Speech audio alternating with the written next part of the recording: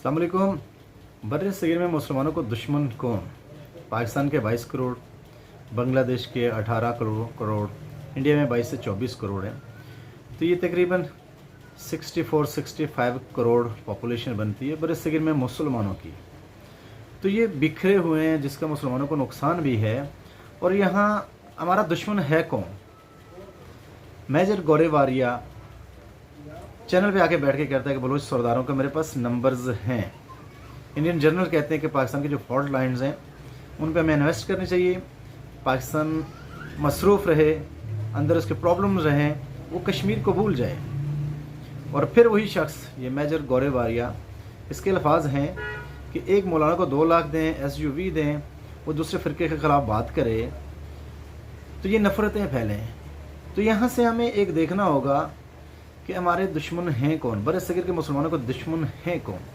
तो हमें ये फ़िरका वारियत फैलाने वाले उलमा, मिंबर रसूल इस्तेमाल करने वाले जो नफ़रतें फैलाते हैं दूसरों के ख़िलाफ़, हालांकि वो अपने फ़िरके के ख़िलाफ़ भी होते हैं, और इस्लाम तो नफ़ी है इसकी। अल्लाह की रस्सी को मजबूती से थाम के रखो और फ़िरकों में ना पढ़ो। तो ये कुरान के अल्फाज हैं, इसके मतलब फ़र्ज़ है। और जो लोग इन चीज़ों को लोगों को डिवाइड करते हैं वो तो इस्लाम के ख़िलाफ़ जाते हैं।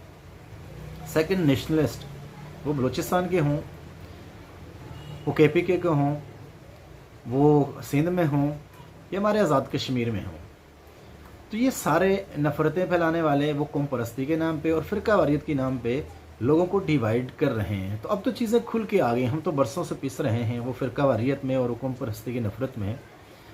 तो यही दुश्मन के हथियार हैं। वो बांग्लादेश बना एक नेशनलिस्ट, और जितने भी नेशनलिस्ट हैं वो आपको लिबरल मिलेंगे। वो इस्लाम के ख़िलाफ़ बात कर रहे होंगे, दीन से उनका कोई वास्ता नहीं है। तो आज बांग्लादेश में इंडिया के ख़िलाफ़ नफ़रत अरूज पे है। उन लोगों को एहसास हो रहा है। कश्मीर के इशू में 5 अगस्त के बाद बहुत बड़ी बड़ी रैलियाँ निकली हैं।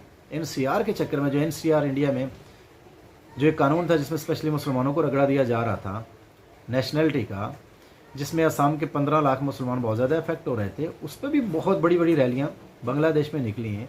तो बांग्लादेश में भी नफ़रत जो कौम परस्तों की एक कारनामा था, उसको मैं कारनामा कहूँगा उनकी नज़र में, हालांकि उन्होंने उम्मत को डिवाइड किया, उसका लॉस ही हुआ। अब मुसलमान ये 64-65 करोड़ मुसलमान डिवाइड हो गए।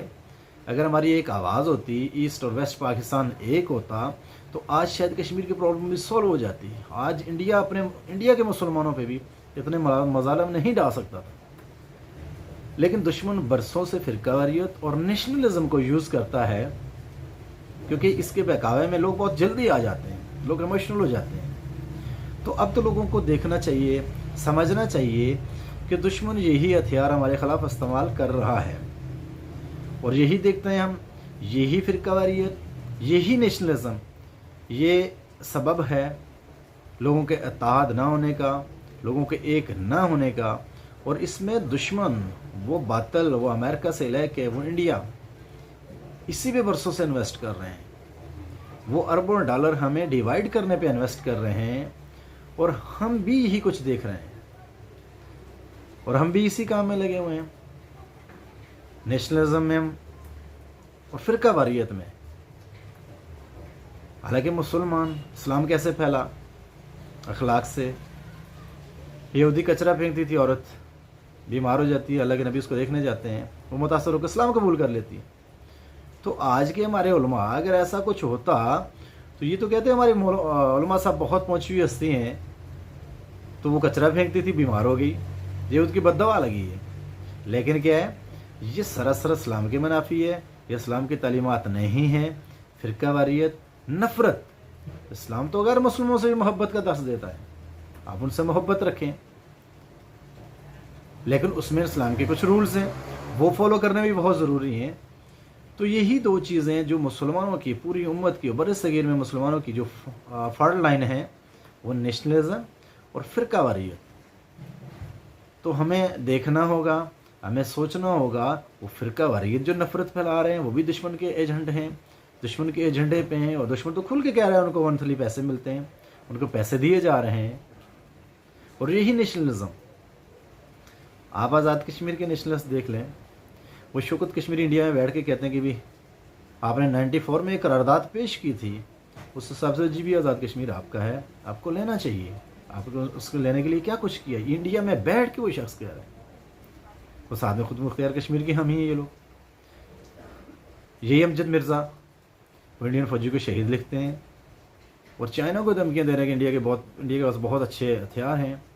آپ نے جو 20 جوان لداخ میں انڈیا کے شہید کیے ہیں، شہید لفظ یوز کرتے ہیں.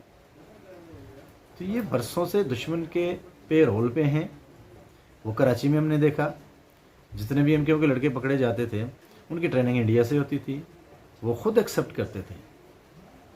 وہ لوگ جو انڈیا سے کس حالت میں آئے تھے، اپنا سب کو چھوڑ کے آئے تھے، لیکن پاکستان میں وہ کوئی مشرف بن گئے ہیں، کوئی جاوید میاں داد بن گئے ہیں، بہت رسپیکٹ ملی ہے. لیکن نیشنلزم میں لیکن اب وہ ایکسپوز ہو گئے ان کے لیڈر. کتنا ظلم ہوا کراچی میں. تو پورے فاٹا سے لے کے بلوچستان سے لے کے میرپور مظفر آباد تک جتنے بھی نیشنلسٹ ہیں یہ دشمن کے پے رول پہ ہیں. کراچی میں ان کو برسوں سبز باغ دکھائے جاتے تھے اور آج ان کے لیڈر انڈیا میں سیاسی پناہ کی درخواست کر رہے ہیں. وہ لوگ جن کے آباء و اجداد قربانیاں دے کے پاکستان بنانے میں ان کی بہت قربانیاں دے کے آئے تھے، لیکن نیشنلزم اس جذباتی ازم میں لوگوں کے بہا کے انہوں نے ایک الگ سے سبق پڑھایا، ایک الگ سے ذہن سازی ہوئی، ایک برین واش ہوا، جس کی وجہ سے لوگ باقی قومیت کے خلاف ایک نفرت عروج پہ تھی. اسٹیٹ کے خلاف لوگ ہو گئے تھے. لیکن اب لوگوں کو احساس ہے، بہت اچھی اردو اسپیکنگ کمیونٹی ہے. تو یہ جہاں بھی ہے وہ فرقہ واریت ہو، نیشنلزم ہو، یہی دشمن کے ہتھیار ہیں. تو ہمیں دیکھنا ہوگا، ہمیں ہوش کے ناخن لینے ہوں گے کہ ہم بھی کیوں نیشنلزم میں، فرقہ واریت میں سب کچھ بھول جاتے ہیں. اسلام محبت کا درس دیتا ہے، ایون نان مسلم کے ساتھ بھی. تو یہ ہمیں دیکھنا ہوگا، ہمیں سوچنا ہوگا یہی دشمن کے ہتھیار ہیں اور ہمیں دشمن کو کاؤنٹر کرنا ہے اپنے اتحاد سے. یہ نیشنلزم کا جو چورن بیچ رہے ہیں، یہ فرقہ واریت کا جو چورن بیچ رہے ہیں، یہ ہمارے نہیں ہو سکتے. یہ وطن عزیز کے مخلص نہیں ہو سکتے، یہ اسلام کے مخلص نہیں ہو سکتے. تو یہ 64 کروڑ مسلمانوں کو توڑنے میں یہی دونوں ہتھیار دشمن نے استعمال کیے ہیں. تو ہمیں انہیں ایکسپوز کرنا ہوگا، ان کو رد کرنا ہوگا.